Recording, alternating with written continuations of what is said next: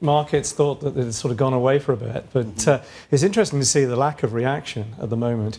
I mean, I guess that people are beginning to get the measure of this kind of situation, but the only people who really have leverage over North Korea, of course, are the Chinese. They're the only people who trade with North Korea, so the only way that America can do anything about this is to put more pressure on China, and I guess the risk is that America reacts to this and says, look, China, you've got to do more.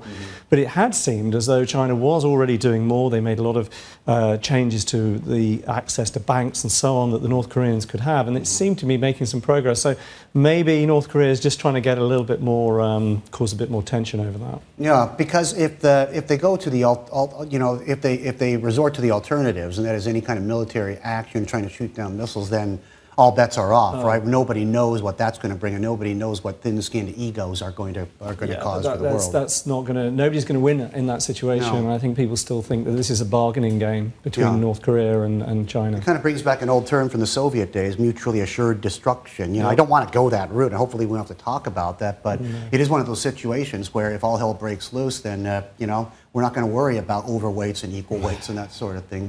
We're dealing with different parameters there. Well, how have you, as an economist, how do you deal with this stuff when clients ask you this stuff? Do you throw your hands up and say, I don't know? We don't know how the geopolitics will play out, but what we've really focused on has been the relationship between the US and China and the tension that that's created. So one of our concerns was that it could lead to a trade war between the two countries, because they couldn't actually, in order for the US to get China to put enough pressure on North Korea, they might have to put more sanctions on China. That hasn't seemed to happen so far. So let's see if this leads to more of a reaction from the US in that direction. But that's been the line that we've been focusing on.